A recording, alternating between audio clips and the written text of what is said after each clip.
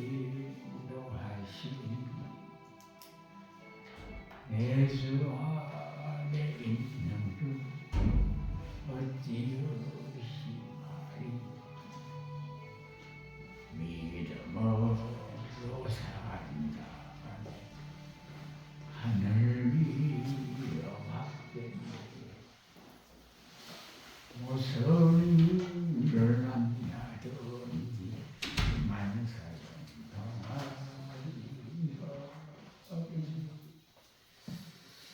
찬송가 370장 찬송가 370장 찬송하시고 시작하시도록 하겠습니다.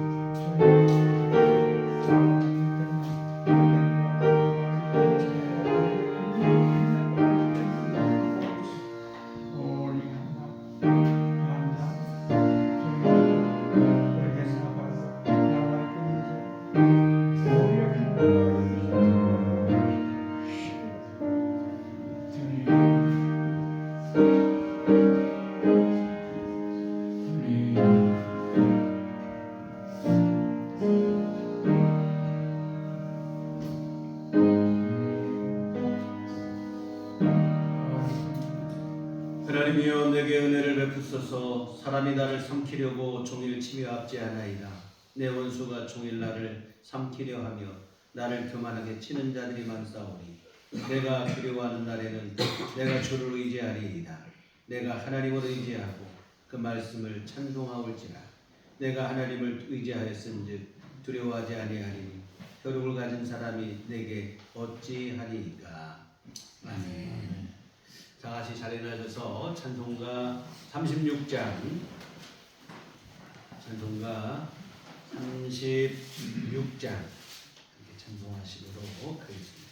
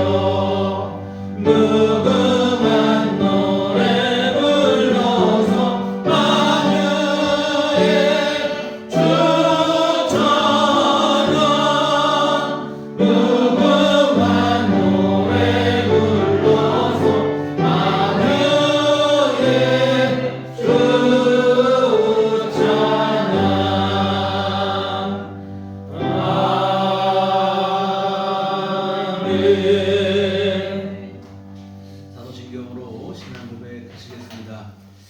전능하사 천지를 만드신 하나님 아버지를 대하 믿사오며 그의 아들 우리 주 예수 그리스도를 믿사오니 이는 성령으로 잉태하사 동정녀 마리아에게 나시고 본디오 빌라도에게 고난을 받으사 십자가에 못 박혀 죽으시고 장사한 지 사흘 만에 죽은 자 가운데서 다시 살아나시며 하늘에 오르사 전능하신 하나님 우편에 앉아 계시다가 저리로서 사는 자와 죽은 자를 심판하러 오시리라. 성령을 믿사오며 거룩한 공예와 성도가 서로 통하는 것과 죄를 사하여 주시는 것과 몸이 다시 사는 것과 영원히 사는 것을 믿사옵나이다. 아멘.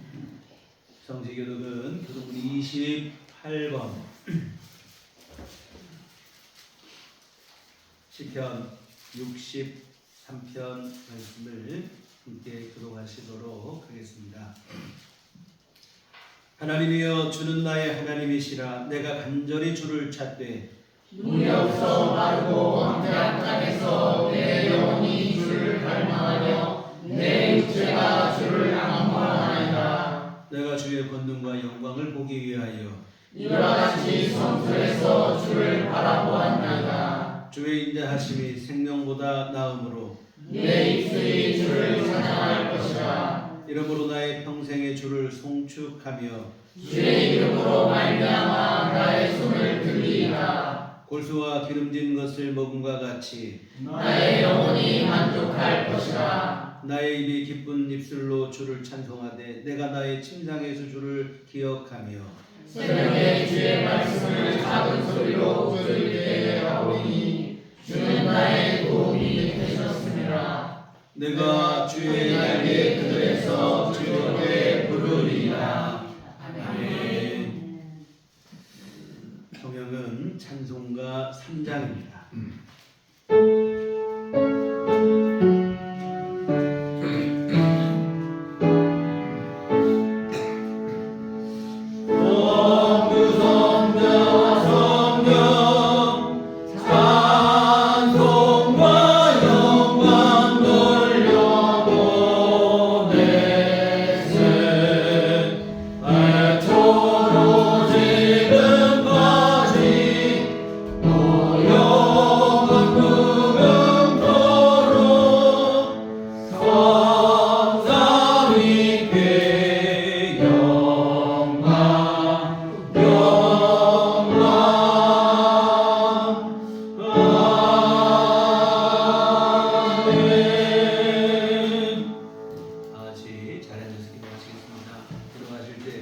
김영희 목사님 기도하시겠습니다.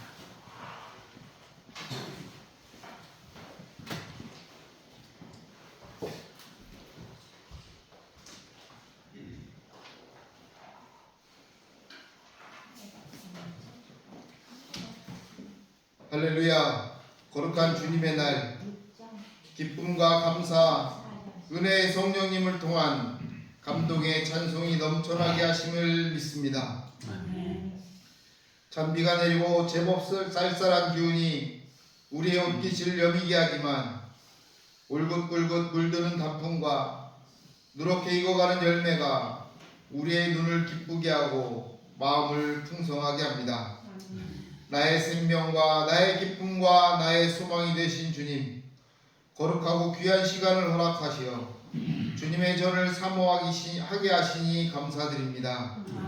청명한 가을 하늘처럼 우리의 삶도 주님을 통하여 늘 깨끗하고 맑은 영혼으로 거듭나게 하여 주시옵소서. 존귀와 영광을 받으시기에 합당하신 하나님 아버지, 또 거룩하신 주님, 감동의 성령님, 삼위일체 하나님께서 주님의 핏값으로 사신 교회를 통하여 우리의 영혼을 구원하여 주시고 모든 허물과 지은 죄 사하시고 더욱 주님의 말씀에 순종케 하시려고 성령님 보내주셔서 주님의 전을 사모하게 하심을 믿습니다. 세상과 사람에게 받았던 가슴속 깊이 박힌 상처들, 또 세상과 사람에게 당한 억울함에 가슴 치던 불의들, 또 세상에서 겪었던 좌절과 울분들 이 시간 다 내려놓고 주님의 십자가를 바라보게 하여 주시옵소서. 주님의 십자가가 해답이 되게 하여 주시옵소서. 주님의 십자가 보혈이 치유가 되게 하여 주시옵소서. 주님이 우리의 생명이 됨을 믿게 하여 주시옵소서. 특별히 우리의 삶에서 주님만 바라게 하시려고 우리들 교회와 형제 같은 성도님들과 또 목사님을 사랑하게 하심을 감사드립니다. 모진 비바람에도 떨어지지 않고 붉게 노랗게 익어가는 투실투실한 과실과 곡식을 보며 풍성해지는 농부의 심정을 헤아릴 수 있는 넓은 마음을 주시고, 또 모진 비바람에 떨어져서 날아가고 쓰러져서 버려지는 결실들을 바라보며 안타까워하며 찢어지는 손길들의 마음을 어루만질 줄 알고 헤아릴 수 있는 따뜻한 마음도 허락하여 주시옵소서. 특히 우리들 교회가 육신의 고통으로 마지막 있는 힘을 다해 간절히 부르짖는 성도들의 마음과 같은 간절함을 느끼게 하시고 저 밑바닥이 끝이 아니길 바라며 한 줄기 빛을 찾는 심정으로 오늘을 사는 이들의 아픔도 주님의 사랑과 은혜로 함께 공유하고 나누며 섬기게 하여 주시옵소서. 이곳에 모인 모든 예배하는 믿는 자들이 성령의 도우심으로 평안의 은혜를 누리게 하여 주시옵소서. 오늘도 거룩한 날, 주님의 날, 말씀을 사모하게 하여 주시옵소서. 이 땅에 하늘 영광 버리고 말씀으로 오신 주님께서 성령의 감동으로 목사님을 통해 내려주시는 말씀 속에 치유와 회복과 성령의 내주하심의 은혜를 체험케 하여 주시옵소서. 말씀 속에 길이 있고 진리가 있음을 믿게 하시고 말씀 속에서 주님을 만나게 하시고 그 말씀대로 살아갈 때에 평안의 위로를 맛보게 하여 주시옵소서. 이 나라와 이 민족 또 모든 가정과 사업장이 말씀에 순종함으로 복 내려주시는 주님의 은혜를 누리게 하여 주시옵소서. 감사하게 하시고 사랑하게 하시며 행복하기를 원하셔서 우리의 입술이 복받기를 원하시고 항상 곁에서 동행하여 주시며 이 가을의 실망보다 넉넉한 행복과 감사와 사랑을 부어주시는 살아계신 예수 그리스도의 이름으로 간절히 기도합니다. 아멘.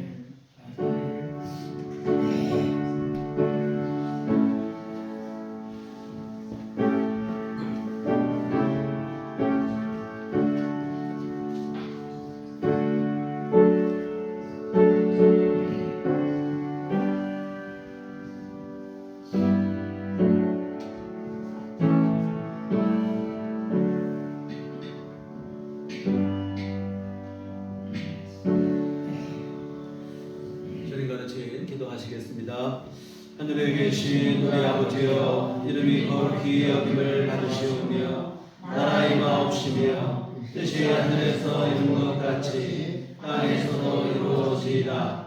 오늘날 우리에게 일용할 양식을 주옵시고 우리가 우리에게 죄지은 자를 사하여 준 것 같이 우리의 죄를 사하여 주옵시고 우리를 시험에 들게 하지 마옵시고 다만 악에서 구하옵소서. 내게 나라와 권세와 영광이 아버지께 영원히 있사옵나이다. 아멘. 이 시간 누리신 하나님 말씀 구약성경 열왕기하 6장 14절부터 19절까지 말씀 보시겠습니다. 열왕기하 6장 14절로 19절. 제가 읽는 성경은 구약성경 570쪽에 기록되어 있습니다. 다 같이 한 목소리로 합독하시도록 하겠습니다. 왕이 이의 말과 병거와 많은 군사를 보내매 그들이 밤에 가서 그 성읍을 에워쌌더라. 하나님의 사람의 사환이 일찍 일어나서 나가보니 군사와 말과 병거가 성읍을 에워쌌는지라. 그의 사환이 엘리사에게 말하되 내 주여 우리가 어찌하리까 하니 대답하되 두려워하지 말라. 우리와 함께한 자가 그들과 함께한 자보다 많으니라 하고 기도하여 이르되 여호와여 그러하는데 그의 눈을 열어서 보게 하옵소서 하니 여호와께서 그 정면의 눈을 여시매 그가 보니 불말과 불병거가 산에 가득하여 엘리사를 불렀더라. 아람 사람이 엘리사에게 내려오매 엘리사가 여호와께 기도하여 이르되 원하건대 저 무리의 눈을 어둡게 하옵소서 하매 엘리사의 말대로 그들의 눈을 어둡게 하신지라. 엘리사가 그들에게 이르되 이는 그 길이 아니요 이는 그 성읍도 아니니 나를 따라오라. 내가 너희를 인도하여 너희가 찾는 사람에게로 나아가리라 하고 그들을 인도하여 사마리아에 이르니라. 아멘. 우리 주님의 은총과 평강이 교회 여러분과 늘 함께 하시기를 기원합니다. 지난주에 우리가 보신 것처럼 아람의 군대 장관인 나아만 장군이 하나님의 은혜로 나병을 고침받았습니다. 이 일을 계기로 이스라엘과 아람 사이에 간만에 화해 무도가 조성되는 듯 싶었지만 이도 잠시 언제 그랬냐는 듯이 양국은 또다시 서로를 향해서 칼을 겨누게 되는데요. 서로 국경을 맞대고 있다 보니까 평화로운 관계로 지난다는 것이 쉽지가 않습니다. 이와 같은 아람은 호시탐탐 기회를 엿보며 조금만 틈이 보인다 싶으면 이스라엘을 공격을 하는 것입니다. 그런데 어찌된 일인지 이스라엘은 그때마다 아람 군대의 기습 공격을 훤히 꿰뚫어 보고는 미리 방비를 하는 거예요. 이 철통 같은 보안을 유지하면 비밀리에 작전을 펼치는데 도대체 이 비밀이 어떻게 새나가는지 알 수가 없어요. 이 아람 왕은 신복들을 모아놓고 혹시 이스라엘과 내통하는 자가 있는 것은 아니냐며 호통을 치는 것입니다. 이런 경우 내부 첩자를 의심하는 것은 뭐 당연한 일이죠. 그런데 그때 아람 왕의 신복들 중에 하나가 생각지도 못했던 대답을 하는 거예요. 12절의 말씀에 보면 그 신복 중에 한 사람이 이르되 우리 주 왕이여 아니로소이다. 오직 이스라엘 선지자 엘리사가 왕이 침실에서 하신 말씀을 이스라엘의 왕에게 고하나이다 하느니라. 이스라엘에 엘리사라고 하는 선지자가 있는데 왕이 침실에서 하는 은밀하게 하는 말까지도 다 알고 있다는 거예요. 아람 군대의 상황을 손바닥 보듯이 훤히 다 들여다보고 있다는 겁니다. 이 상황이 이러니 당해낼 재간이 없었던 거죠. 여하튼 뒤늦게 이 사실을 알게 된 아람 왕은 이스라엘을 공격하는 일보다 지금 훨씬 더 시급한 것은 엘리사를 제거하는 것이라 이렇게 판단을 내리죠. 그래서 엘리사를 제거하기 위해서 군사를 대거 보내서 엘리사를 잡으러 보내는 거예요. 수많은 군대를 동원하여 엘리사가 머물고 있는 성읍을 포위를 하는데 물샐 틈 없이 완전히 에워싼 것입니다. 근데 그날따라 엘리사의 사환이 아침 일찍 일어나서 밖에 나왔는데 보니까 아람 군대가 성읍을 완전히 포위하고 있는 거예요. 15절에 보면 하나님의 사람의 사환이 일찍 일어나서 나가보니 군사와 말과 병거가 성읍을 에워싸느니라. 그의 사환이 엘리사에게 말하되 내 주여 우리가 어찌하리까 하니. 성을 포위하고 있는 아람 군대를 보고는 겁에 질리는 거예요. 이거 어떻게 하면 되겠느냐. 우리가 죽게 되었다. 도가내든 주의 신세가 됐다라고 하며 엘리사에게 한탄을 하는 거죠. 근데 그때 엘리사가 뭐라고 하냐면 이 두려워하는 사환을 향해서 두려워하지 말라는 거예요. 우리와 함께한 자가 훨씬 더 많다. 16절 보시면 대답하되 두려워하지 말라. 우리와 함께한 자가 그들과 함께한 자보다 많으니라 하고. 참 어찌 보면 이게 얼토당토하는 말처럼 들리죠. 그러나 이 말은 무슨 뜻이냐면 지금 당장 눈에는 보이지 않지만 하나님의 더 크고 강한 군대와 지금 우리와 함께하고 있다. 이런 뜻으로 한 얘기예요. 17절 보시면 기도하여 이르되 여호와여 원하건대 그의 눈을 열어서 보게 하옵소서 하니 여호와께서 그 청년의 눈을 여심해 그가 보니 불말과 불병거가 산에 가득하여 엘리사를 불렀더라. 하나님께 이 사환의 눈을 열어주시라고 기도를 합니다. 믿음의 눈을 열어달라고 그런 기도지요. 그 순간 이 사환의 눈이 밝아져서 조금 전까지는 보이지 않던 하나님의 군대가 보이기 시작하는데, 그런데 하나님의 군대를 보니까 아람 군대와 비교할 수 없을 정도로 더 크고 더 강하더라 이 말입니다. 하나님의 군대 불말과 불병거가 산에 가득하여 엘리사를 보호하고 있는 것입니다. 사랑하는 성도 여러분, 오늘 우리가 살다 보면 참 기가 막힌 일들을 많이 만나는데요. 무슨 일을 만나더라도 너무 겁을 내거나 낙심하거나 절망하지 않으셨으면 좋겠습니다. 왜 그러냐면 다 끝난 것 같지만 사실은 그 순간에도 하나님께서 우리와 함께 하시고 계시기 때문인 줄 믿습니다. 하늘의 천군과 천사를 보내시어서 오늘 우리의 삶을 하나님이 언제나 지키고 계십니다. 예수님께서 어느 누구도 실족하게 하지 말 것을 말씀하시는 중에 이런 얘기를 하셨어요. 마태복음 18장 10절에 보면 삼가 이 작은 자 중에 하나도 없인 여기지 말라. 너희에게 말하노니 그들의 천사들이 하늘에 계신 내 아버지의 얼굴을 항상 배우느니라. 지극히 작은 자라고 아무 빽도 없고 뭐 힘도 없다고 무시하지 말라는 거예요. 겉으로 볼 때 빽도 없고 힘도 없는 것처럼 보이지만 그들을 돕는 천사를 하나님께서 보내셨다는 겁니다. 그리고 그 천사들은 하나님의 얼굴을 항상 배웠고 그 사람 안에 일어나는 일들을 하나님께 늘 보고한다 이런 얘기예요. 눈에 보이지 않지만 하나님께서 천군과 천사를 통해서 오늘 저와 여러분의 삶을 지키고 계신다고 하는 사실입니다. 이뿐만이 아니에요. 성경에는 아예 하나님께서 성령으로 우리 안에 들어와 영원히 내주하시겠다고 하신다 이 말입니다. 여러분, 눈에 보이는 문제와 어려움에 실망할 것이 아니라 보이지는 않지만 우리와 함께 하시는, 또 함께 하시겠다는 하나님의 약속을 붙잡고 힘을 내셨으면 좋겠습니다. 여러분의 믿음의 눈이 밝아져서 우리가 무슨 일을 만나든 문제만 바라보고 문제만 골똘하는 게 아니라 언제나 함께 하시는 하나님을 의지할 수 있는 믿음이 되시기를 부탁을 드립니다. 우리가 문제를 보면 참 문제에 계속 함몰되는 것 같아요. 결국 결론은 뭐냐면 사탄은 우리에게 죽게 됐다, 다 끝났다, 이런 생각에 빠지게 한다 이 말입니다.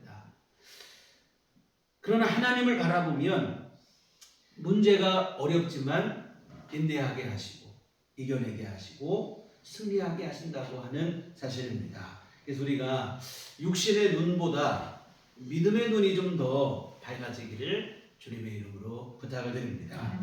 이와 같은 사환의 눈을 열어 하나님의 군대의 불말과 불병거를 보게 한 엘리사는 이번엔 하나님께 뭐라고 기도하냐면 아람 군대, 이 아람 군대가 엘리사를 잡으러 내려왔거든요. 그랬더니 하나님, 엘리사가 기도하기를 하나님, 아람 군대의 눈을 좀 어둡게 해달라.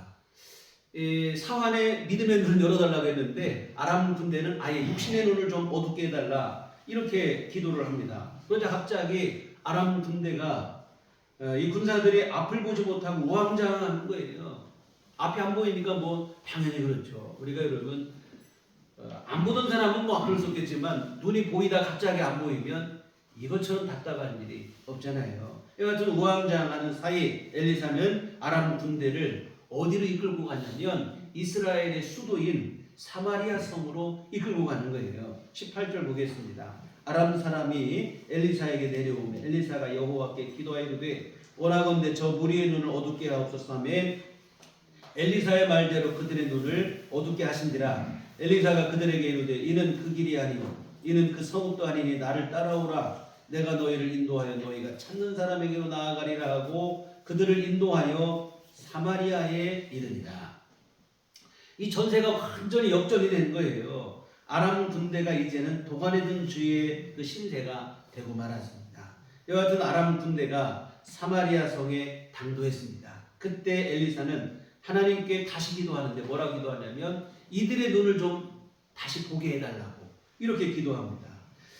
아람 군대가 눈이 안 보여가지고 엘리사가 이끄는 대로 그냥 뭐 뒤따라갈 수밖에 없어서 따라갔는데 갑자기 눈이 열리는 거예요. 눈이 열려서 보니까 이 사마리아 성에 한복판에 자신들이 들어와 있는 거예요. 이거 얼마나 당황스러웠을까요? 엘리사를 잡겠다고 왔는데 도리어 자신들이 이스라엘의 포로가 되고 말았다 이 말입니다. 이와 같은 적국의 군대를 그냥 뭐 통째로 산채로 잡게 된 이스라엘의 여호람 왕이 신이 났어요. 이 사마리아는 왕이 있는 도성이니까 왕이 나와서 보더니 신이 나죠. 눈의 가시 같은 존재인데 이거 그냥 뭐 완전히 섬멸할 기회가 저절로 굴러 들어왔으니 기쁘지 않을 수가 없죠. 이와 같은 여호람 왕은 들뜬 마음으로 엘리사에게 묻습니다.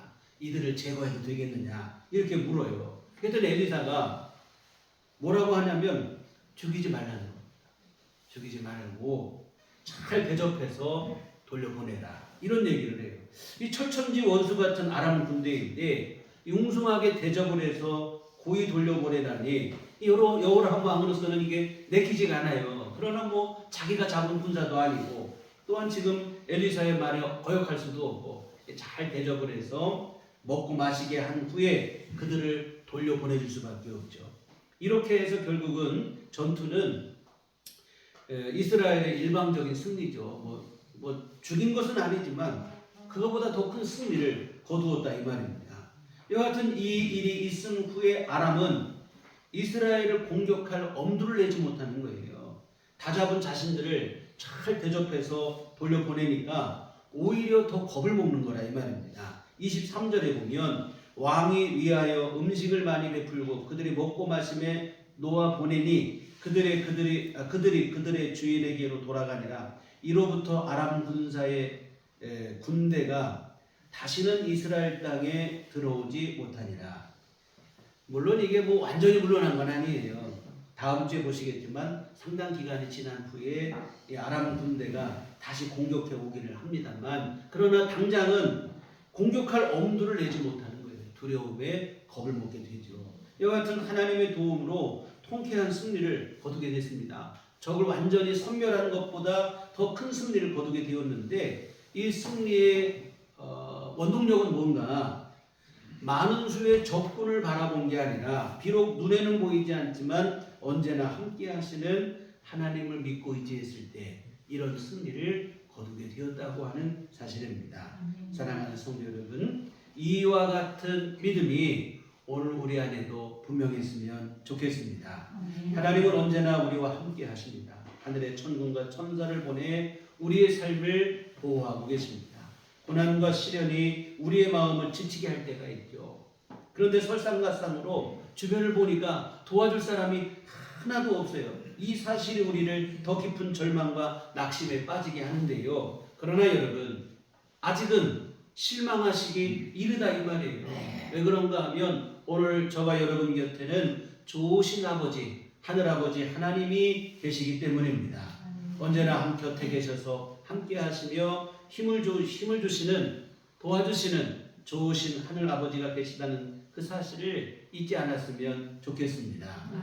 근데 우리는 육신이 얼마나 연약한지, 조그만 힘든 일이 생기면 뭐부터 생각하냐면 나 혼자라는 생각부터 하는 거예요. 하나님도 나를 방치하셨다고 생각을 한다 이 말입니다. 그러나 그렇지 않아요. 주님은 십자가 지시기 전날 밤에 제자들에게 분명하게 약속을 하시기를, 요한복음 14장 18절에 내가 너희를 고아와 같이 버려두지 아니하고 너희에게로 오리라. 고아처럼 버려두지 않겠다는 거예요. 내가 반드시 너희에게 오리라. 보혜사 성령으로 우리 안에 함께 하실 것에 대한 약속의 말씀입니다. 뿐만 아니라 주님은 부활하신 후에도 세상 끝까지 함께 하실 것에 대한 약속을 또 주셨어요. 마태복음 28장 20절 하반절에 보면 볼지어다 내가 세상 끝날까지 너희와 항상 함께 있으리라 하시니라. 이 약속대로 주님은 언제나 구원받은 백성인 저와 여러분의 심령 가운데 성령으로 함께 하십니다. 곁에 계셔서 힘을 주시고 우리의 기도를 들으시고 은총을 베푸시며 때를 따라 도우신다고 하는 사실입니다. 우리 주님은 우리의 연약함을 동정하지 못하실 뿐이 아니라고 히브리서 기자는 얘기를 했어요. 우리가 혼자 설 수 없는 연약한 인생임을 우리 주님이 너무도 잘 아십니다. 왜? 우리 주님께서도 우리가 똑같은 육신을 입고 십자가에서 처절한 고독을 경험해 보셨기 때문에 이 일이 얼마나 힘든 일인지를 누구보다 잘 아시죠. 그러기에 주님은 우리를 절대로 혼자 두시는 법이 없어요. 친히 우리와 함께 하시고 세상 끝날까지 함께 하시겠다는 약속 그대로 언제나 우리를 지키시고 보호하십니다. 이 주님을, 이 약속을 믿고 의지하시기를 부탁을 드립니다. 그때 승리하는 삶이 우리에게 주어지게 되는 거예요. 아무것도 없고 혼자인 것 같지만 절대로 그럴 수 없어요. 오늘 우리는 예수를 믿고 하나님을 아버지라 부르시고 하나님이 친히 우리 아버지가 되셨기 때문에 아무것도 없고 아무도 돕지 못하고 혼자 버려지고 그런 일은 하나님의 자녀인 우리에게 일어날 수 없는 일이라는 것을 분명히 믿으시기를 주의 이름으로 부탁을 드립니다. 여러분 요셉을 보세요. 형들에 의해서 애굽의 노예로 팔렸습니다. 그동안 자신을 지극히 사랑해 주시던 아버지와는 작별 인사도 고하지 못하고 생이별을 했어요. 더 충격적인 것은 이 일의 가해자가 다름 아닌 피를 나눈 형제들이었다고 하는 사실입니다. 아버지와 그는 생이별을 하고 형제들에게는 버림을 받았어요. 게다가 애굽의 노예로 팔렸으니 자유마저 빼앗겼다 이 말입니다. 정말 한순간에 모든 것을 다 잃어버린 거예요.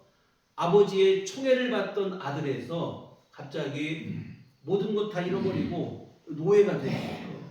그러나 요셉은 이 일로 인해서 그의 삶이 끝나질 않았습니다. 무너지지 않았어요. 우리가 다 아시다시피 애굽의 총리가 되는 영광을 누리는데 이렇게 될 수 있었던 원동력은 바로 하나님의 함께 하심 때문입니다.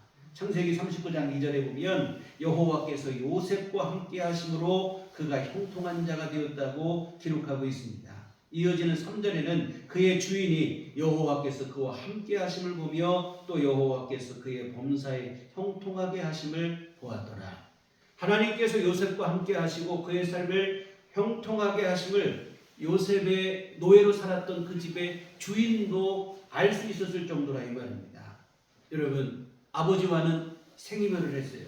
형들에게는 버림을 받았습니다. 주변에 아무도 없이 혈혈단신이 된 거라 이 말이에요. 그러나 요셉은 혼자가 된 게 아니었다 이 말입니다.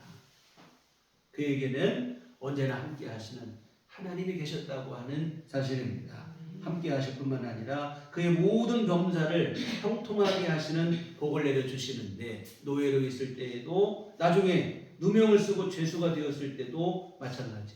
결국 이런 하나님께서 때가 되었을 때 그로 하여금 그를 높여주시고 애굽의 총리가 되게 하십니다. 여하튼 요셉은 주변에 아무도 없지만 그것 때문에 실망하지를 않았어요. 하나님의 함께 하심을 믿고 언제나 어디서나 하나님과 동행하는 삶을 살았다고 하는 사실입니다. 생각해 보세요. 기가 막힐 일이에요. 아버지와는 생이별하고 형제들에게는 버림받고 이제 뭐 아버지와 살던 고향 땅도 떠나가지고 이거 뭐 생년부지의 땅에 가가지고 거기에서도 그냥 자유인의 신분도 아니에요. 노예의 신분으로 전락을 했어요. 이 기가 막힐 일이죠. 이때가 되면 모든 사람의 마음속에 다 끝났다. 이거밖에는 들 수 있는 생각이 없어요. 근데 요셉은 그때에도 하나님의 나와 함께 하신다는 믿음을 내려놓지 않는 거예요. 어떻게 알 수 있느냐? 주인 보디발 장군의 아내가 유혹할 때 요셉이 한 말이 있어요. 내가 어떻게 하나님 앞에 죄를 지어서 득죄하리까? 나 안 된다. 사실 이런 밑바닥에 떨어지면 사람들이 어떻게 하냐면 이거 뭐 되는 대로 막 살지 이렇게 사는 거예요. 근데 요셉은 그 순간에도 하나님을 믿고 의지하고 하나님 앞에 내가 죄를 지을 수 없다. 신실한 믿음을 지키는 거예요. 그리고 하나님은 이런 요셉을 실망시키지 않았다고 하는 사실입니다. 성실하게 함께 하시며 그의 삶을 형통하게 인도하셨습니다. 사랑하는 성도 여러분, 사람들이 다 나를 등지고 아무에게도 내 손 내밀 곳이 없어 보인다 할지라도 실망하지 않으시기를 바랍니다. 그렇게 보이고 느껴질 뿐이지 실제로 그런 것은 아니에요. 하나님께서 친히 여러분과 함께하고 계십니다. 참 돌아온 삶을 돌아보세요. 우리 지금까지 살아온 삶을 참 되돌아보세요. 어떻습니까? 어떤 때는 다 끝난 것 같은 상황이 얼마나 많습니까? 살다 보면 앞이 캄캄하고 도무지 어떻게 해볼 수가 없고 그럴 때가 있어요. 그런데 여러분 지금 보면 그렇다고 죽은 것도 아니고 끝난 것도 아니에요. 여기까지 살아오게 되고 이 모든 것은 하나님의 선하신 손길이 우리와 함께 하신 결과인 줄 믿습니다. 오스왈드 챔버스는 이런 얘기를 했어요. 우리는 꺼져가는 불꽃이 아니라 영원히 타오르는 빛에 우리의 믿음을 세워야 합니다. 큰 도움이 되던 사람이 떠날 때 우리는 슬퍼합니다. 그러나 그들은 마땅히 떠나야 하는 사람들입니다. 이때 우리에게 남은 일은 우리 자신을 위해 하나님의 얼굴을 바라보는 것입니다. 이 사람이 힘이 되고 영원히 힘이 될 것 같지만 그렇지 않다 이 말입니다. 그러므로 사람이 아닌 하나님으로 힘을 삼아야 한다는 말씀이에요. 사람은 꺼져가는 불꽃에 지나지 않습니다. 영원히 타오르는 빛은 오직 하늘아버지 하나님뿐입니다. 사람을 믿고 의지하면 반드시 실망을 하게 돼 있어요. 발등은 항상 믿는 도끼에 찍히는 것이고 믿고 의지할 게 없어요. 사람의 도움이 아닌 주님의 은혜로 사는 인생임을 잊지 마시기 바랍니다.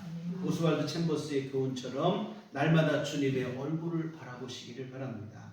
우리 주님의 도우심으로 의지하시고 이 간절함이 오늘 여러분의 영혼을 안전하게 지켜줄 것입니다. 물론 때로는 우리가 살다 보면 이런 믿음으로 살려고 해봐도 어떤 때는 하나님의 함께 하심조차도 안 믿어질 때가 있어요. 참 삶이 아무리 힘들어도 하나님의 함께 하심 믿어지면 괜찮겠는데 이 믿음마저도 희미해질 때가 있더라 이 말입니다. 아무리 기도를 해보고 부르짖어가도 은혜가 없고 아무런 감동이 없을 때가 있어요. 내가 지금 뭐하고 있나? 오히려 그런 생각이 우리 마음을 더 힘들게 할 때가 있더라 이 말입니다. 그러나 여러분 참 이게 무리한 요구처럼 들릴지 모르겠지만 근데 이게 또 정답이에요. 그러할지라도 우리가 놓지 말아야 될 것은 뭐냐면 세상 끝날까지 우리와 함께 하신다고 하시는 주님의 약속을 놓아서는 안 된다고 하는 사실입니다. 역설적인 얘기가 되겠는데요. 믿음이 희미해질 그때가 사실은 믿음이 더 필요한 때예요. 우리가 더 믿음을 크게 붙잡아야 될 때가 바로 그때입니다. 욥기를 볼 때 그런 생각을 해요. 욥기를 보면 욥이 정말로 절망의 나락에까지 떨어졌죠. 언제나 풍요롭고 모든 것에 넉넉했고 모든 사람에게 선망의 대상이었던 욥이 한순간에 모든 재산을 잃어버렸어요. 이 재산만 잃어도 괜찮은데 자녀들까지 다 한순간에 다 죽어서 사라졌어요. 나중에는 욥 자신의 건강까지 잃어버립니다. 온몸에 종기가 뒤덮이는 그런 신세가 됐어요. 남은 게 없어요. 간신히 목숨만 붙어있는 상황입니다. 그런데 욥은 그런 중에도 하나님의 함께 하심을 의심하지 않았습니다. 하나님을 믿고 의지하는 거예요. 그랬더니 욥에 남아있던 겉에 있던 욥의 부인이 뭐라고 하냐면 한심하다. 이렇게 되고도 하나님을 찬송하냐. 차라리 하나님을 욕하고 죽어버려라. 이 저주의 말을 남겨놓고는 욥의 부인도 떠나버리는 거예요. 욥이 진짜 아무도 안 남고 혼자 간신히 그냥 병든 몸 혼자 이거밖에 안 남았어요. 근데 욥은 그 순간에도 하나님을 부인하지 않습니다. 그런데 이런 소식이 전해지니까 욥에 친했던 세 친구들이 찾아왔어요. 도대체 욥에게 무슨 일이 있는가 찾아와서 보니까 할 말이 없는 거예요. 너무 하루아침에 이렇게 되니까 보고는 일주일 밤낮을 이 친구들이 와서 슬퍼하며 함께 울어줘요. 이 일이 욥에게 얼마나 위로가 됩니까? 내가 힘든데 누군가 나를 위해서 울어주니까 위로가 되죠. 근데 문제는 이 친구들이 울다가 울음을 딱 그치고는 입을 열기 시작하는 거예요. 이때부터 문제가 되는 거예요. 욥의 친구가 뭐라고 하냐면 성경에 보면 욥기 전부가 그 얘기예요. 무슨 얘기냐면 한마디로 요약하면 아니 땐 굴뚝에 연기 나는 거 봤냐? 너에게 왜 고난이 찾아왔겠냐? 잘 생각해봐라. 하나님이 죄 없는 사람에게 고난을 주신 적이 없다. 너 빨리 내가 왜 이런 고난이 있는가? 네 자신을 돌아보고 회개하라. 참 이게 어찌 보면 신앙적 권면 같지만 여러분 아니에요. 신앙적 권면이 아니라 이것은 어찌 보면 폭력입니다. 우리가 기억할 게 있어요. 누군가 힘들고 어려운 사람이 있으면 신앙적 권면한다고 기도해야지. 하나님 앞에 혹시 뭐 잘못하고 있는 거야. 이런 얘기 절대로 하지 마세요. 그런 깨달음은 성령께서 주실 줄 믿습니다. 본인에게 성령께서 주시는 거지 우리가 할 일이 아니에요. 오늘 주부에 시도 길었지만 왜 그래? 이렇게 할 게 아니고 괜찮아지. 하나님이 도와주시니 이런 얘기를 해야지. 이거 신앙적 권면이 아니고 폭력이 되는 거예요. 이 말을 들었을 때 욥이 오기가 생기는 거예요. 여하튼 이 친구들마저도 이제는 욥하고는 친구가 아니라 적대자가 되는 거예요. 욥이 진짜 혼자가 된 거예요, 이제는. 그런데 더 큰 문제는 이 상황 속에서 욥의 마음 속에 하나님에 대한 믿음마저도 자꾸 흔들리기 시작하는 거예요. 아무리 기도를 해도 은혜가 없어요. 욥기 23장 8절 9절에 이런 얘기가 나와요. 그런데 내가 앞으로 가도 그가 하나님이 아니 계시고 뒤로 가도 보이지 아니하며 그가 왼쪽에서 일하시나 내가 만날 수 없고 그가 오른쪽으로 돌이키시나 배울 수 없구나. 전후 좌우를 다 돌아봐도 하나님이 전혀 보이지도 않고 하나님의 일하시고 역사하심이 조금도 느껴지지가 않는다 이 말이에요. 아무리 기도하고 사방으로 하나님을 찾아도 아무 응답이 없어요. 주변에 아무 사람도 없는데 설상가상으로 하나님마저도 함께 하시는 것이 느껴지지가 않는 것이라 이 말입니다. 이럴 때 여러분 진짜 절망이 찾아오는 거예요. 하나님이 은혜를 내려주시면 그 은혜 때문에 우리가 살아가는 거거든요. 사실 삶이 힘들어도 하나님 은총을 내려주시면 그 은혜 덕분에 살아가는데 이것도 느껴지지 않으니까 절망 그 자체입니다. 근데 여러분 욥기를 우리가 참 보면 놀라운 게 바로 뭐냐면 욥이 그런 중에도 뭐라고 하냐면 믿음을 고백하는 겁니다. 좌절과 절망에 자신의 운명을 내맡긴 게 아니라 당장 보이지는 않지만 아무리 사방을 돌아봐도 보이지 않지만 하나님의 함께하심에 대한 약속을 더욱 굳건하게 의지하며 하나님의 함께하심에 자기의 삶을 내맡기더라 이 말입니다. 이어지는 10절에서 이런 얘기를 합니다. 아까 말한 말씀에 바로 이어지는 말씀이에요. 그러나 내가 가는 길을 그가 하시나니 그가 나를 단련하신 후에는 내가 순금같이 되어 나오리라. 지금 내가 당장 가는 길 나는 모르겠다 이 말입니다. 하나님 어디 계신지도 모르고 안 보이고 그런 상황이라 이 말이에요. 그러나 분명한 사실은 내가 가는 길을 하나님이 하신다는 거예요. 지금은 보이지 않는 것 같고 숨어 계신 것 같지만 그렇지 않다는 겁니다. 내 삶의 인도자는 여전히 하나님 한 분뿐이라는 고백을 하는 겁니다. 하나님께서 내 삶을 여전히 붙들고 계시며 나를 지금 이렇게 연단하시고 단련하시지만 그런 후에는 나를 정금같이 되게 나오게 하실 것이다. 당장 보이는 게 없죠.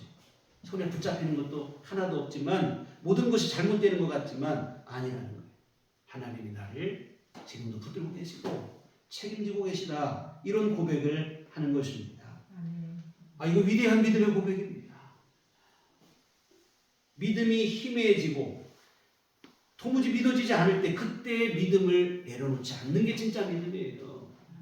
뭐 잘되고 좋을 때 믿습니다. 이것도 믿음이긴 합니다만 진짜 믿음은 이런 절망과 자절의 나락 속에서 믿음마저 이게 붙잡히지 않을 그때에 끝내 믿음을 놓지 않고 붙잡는 게 믿음이에요. 욥의 믿음이 바로 이것인데 결국 이 믿음이 욥을 승리로 이끌었다고 하는 사실입니다. 사랑하는 성도 여러분, 하나님이 안 계신 게 아니에요. 하나님이 함께하지 않는 게 아닙니다. 다만 우리의 믿음의 눈이 흐려졌을 뿐이지 사실은 하나님은 언제나 그 약속 그대로 우리와 함께 하시는 줄 믿습니다. 언제나 우리 곁에 계셔서 힘이 되주시고 절대로 우리를 고아처럼 버려두지 아니하시고 세상 끝날까지 우리와 함께 하십니다. 다시 말씀드리지만 십자가에서 처절한 고독을 경험하신 주님입니다. 이 고독 앞에 우리가 얼마나 연약한지를 주님이 너무도 잘 아십니다. 그러므로 절대로 우리를 혼자 버려두시는 법이 없어요. 언제나 함께 하시고 우리의 힘이 되주시고 은혜를 베풀어 주십니다.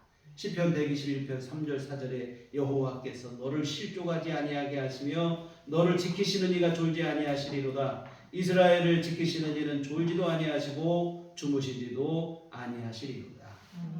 우리 하나님은 졸지도 아니하시고 주무시지도 아니하시고 우리를 눈동자와 같이 보호하신다는 말씀입니다. 이사야 49장 15절에 여인이 어찌 그 젖 먹는 자식을 잊겠으며 자기 태에서 난 아들을 긍휼히 여기지 않겠느냐. 그들은 혹시 잊을지라도 나는 너를 잊지 아니할 것이라. 하나님이 주시는 약속입니다. 여러분 세상에서 가장 강한 사랑 모성애라고 하죠. 그런데 그보다 더 강한 것이 우리를 향하신 하나님의 사랑이라 이 말입니다. 절대로 우리를 잊으시는 법이 없습니다. 졸지도 주무시지도 아니하시고 언제나 함께 하시며 우리를 지켜보시고 우리를 인도하시고 보호하고 계신다고 하는 사실입니다. 삶이 지치고 힘들 때 사탄은 자꾸 우리의 연약한 욕심의 본성을 건드리는 거예요. 우리를 미혹합니다. 하나님의 사랑을 의심하게 하는 거예요. 세상에 내가 혼자 버려진 것 같은 기분에 빠져들게 한다 이 말입니다. 여러분 사탄의 이런 거짓말에 속으면 안 돼요. 이때 우리가 육신의 연약한 본성으로 자꾸 그런 생각을 하시면 안 되고 그때 우리가 할 것은 뭐냐면 하나님의 약속의 말씀을 붙잡으셔야 될 줄 믿습니다.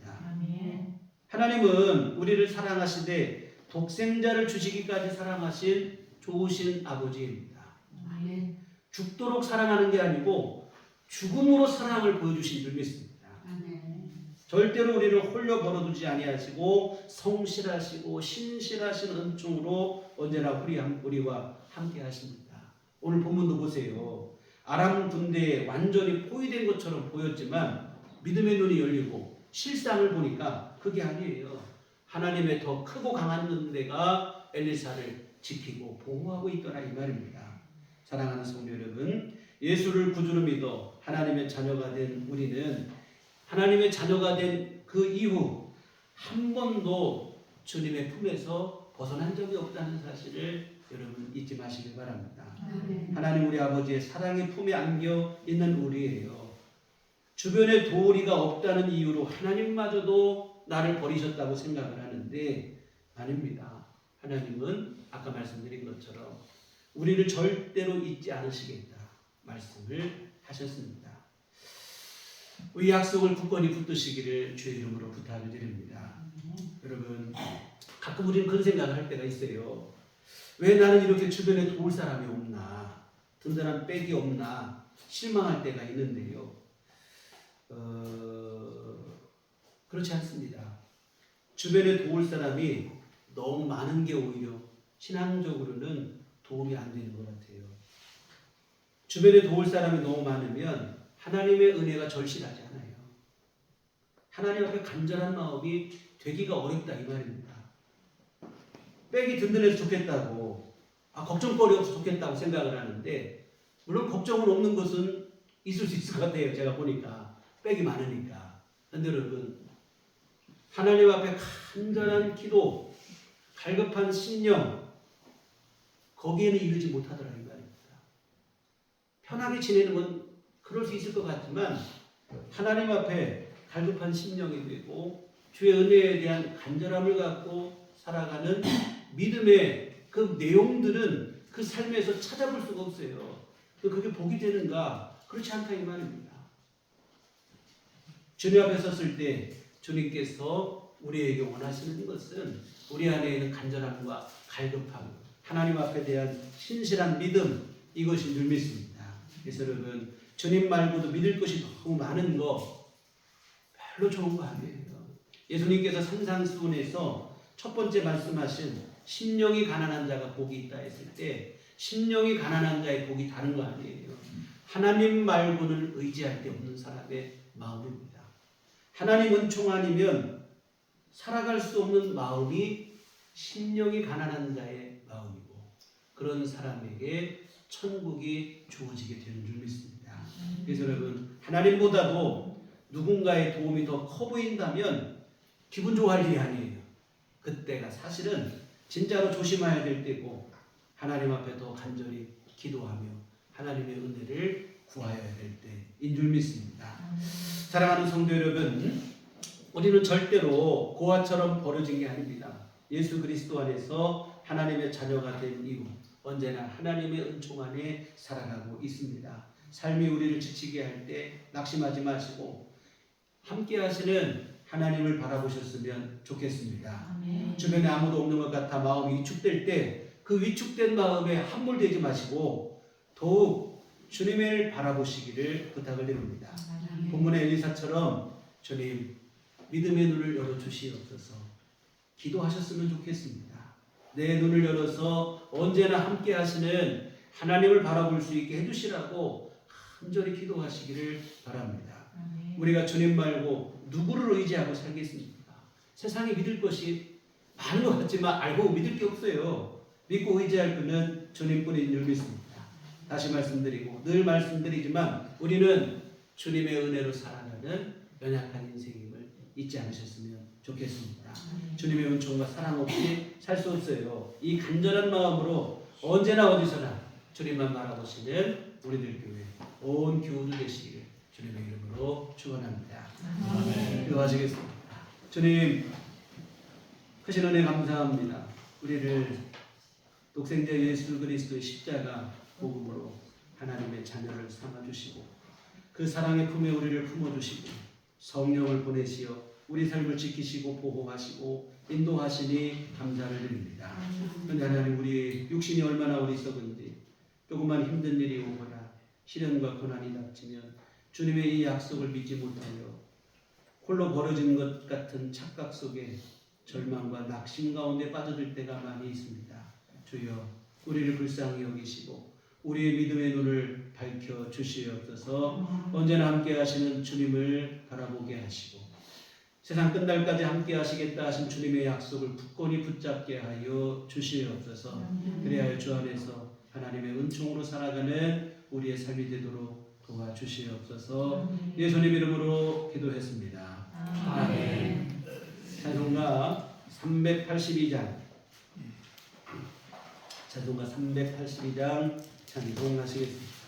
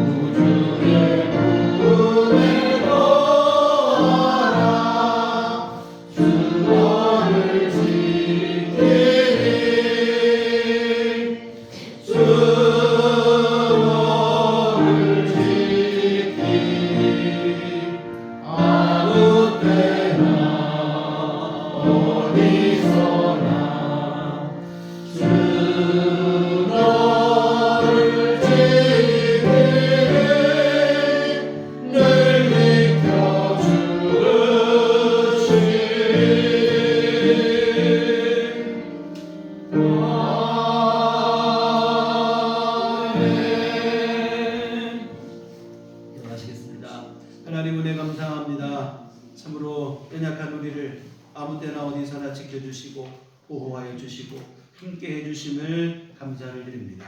지난 한 주간도 이와 같은 하나님의 은총 안에 살았음을 고백하며 주 앞에 이 헌금을 드립니다. 하나님 아버지 기뻐 받아 주시옵소서. 하나님 이 귀한 헌금에 주께서 복을 내려 주시옵소서. 아버지 하나님 정성껏 헌금을 드리고 몸과 마음과 시간을 바쳐 주님을 예배한 모든 심령들도 하나님 기뻐하시며 한량없는 주여 종 내려 주시되 우리의 믿음의 눈을 밝혀 주시어서 언제나 주님과 동행하는 삶이 되도록 도와주시옵소서. 삶의 길목에서 힘들고 어려운 여러 가지 상황과 우여곡절 속에 놓일 때에 넘어지거나 쓰러지지 않게 하여 주시옵시고 주님의 약속 굳건히 붙잡아 승리할 수 있는 든든한 믿음을 우리에게 허락하여 주시옵소서. 아버지 하나님 또한 주님 앞에 간구하옵기는 우리 삶에 필요한 모든 것 일용할 것들 주께서 함께하여 주시옵시고 날마다 공급하여 주시어 주 안에서 우리 삶이 더욱더 형통하게 하시고 복이 되게 하시고 평안을 누릴 수 있도록 도와주시옵소서. 육신이 연약한 이들에게 주님 건강을 내려주시옵소서. 새 힘을 주시옵시고 모든 병마 우리 주 예수의 이름으로 물리치게 하여 주시옵시고 건강한 삶을 누리게 하여 주시옵소서. 아버지 하나님 생활의 어려움으로 기도하는 이들도 있습니다. 주께서 아버지 함께하여 주시어서 하나님 이 어렵고 힘든 때이나 우리 하나님 보호하심과 주님께서 내려주시는 은혜로 아버지 삶이 곤궁에 빠지지 않게 하여 주시옵시고 늘 아버지 하나님의 은혜 속에 평안함 누릴 수 있도록 주여 도우시고 하나님 함께해 주시옵소서. 아버지 하나님 또한 가족 안에 이웃 간에 또한 아버지 자신의 심령 안에 여러 가지 불편한 일들로 주님 앞에 기도하는 일이 있습니다. 주께서 평안을 허락하여 주시옵소서. 할 수 있는 한 모든 이들과 평화할 수 있는 그런 마음가짐도 허락하여 주시옵소서. 우리 주 예수 그리스도의 마음으로 아버지 하나님의 귀하신 은혜 속에서 참 기쁨과 만족과 주님 주시는 위로를 누리는 귀한 삶이 될 수 있도록 주께서 도우시고 하나님 함께해 주시옵소서. 우리 한 주간도 우리 주님과 동행하게 하여 주시옵소서. 주님은 언제나 우리와 함께 하시는데 단지 우리의 믿음이 흔들려서 하나님의 함께 하심이 느껴지지 못할 때가 있습니다. 주여 우리 믿음을 더하여 주시옵소서. 믿음 없음을 불쌍히 여기시고 믿음을 더하시사 늘 주님과 아름다운 동행을 이루는 귀한 삶이 될 수 있도록 함께하여 주시옵소서. 예수님 이름으로 기도했습니다. 아멘. 교회 소식 시간입니다. 우리 서로 인사할 때 주님만 바라봅시다. 언제나 주님만 의지하시어 하나님의 성실한 은혜 속에 승리하는 우리 모두의 삶이 됐으면 좋겠습니다. 지난주도 광고를 드렸는데요. 11월 첫째 주일 다음 주 얼마 안 남았는데요. 추수감사주일로 우리 함께 지킵니다. 여러분 추수감사주일의 제일 중요한 것은 우리 안에 가슴 속으로부터 일어나는 진정한 감사인 줄 믿습니다. 그래서 혹시 감사의 마음이 원망이나 불평이나 여러 가지 혹시 있다면 기도하세요. 기도하시면서 하나님 앞에 감사의 마음을 회복할 수 있도록 기도하셔서 진정한 감사로 하나님 앞에 예배드렸으면 좋겠습니다. 그리고 이번 기회를 전도의 기회로 또 삼으셔서 우리 주변에 그동안 기도하시고 전도하셨던 분들 함께 초대하셔서 같이 예배드릴 수 있고 이렇게 하셨으면 좋겠습니다. 교회 밖의 집회와 성경으로 참여를 금하고 교회 중심으로 건강한 신앙생활, 건전한 신앙생활 이어갔으면 좋겠습니다. 우리 다 같이 자리에 들어가셔서 서로를 축복하시며 평안을 너에게 전하는 무대에 참여하시도록 하겠습니다.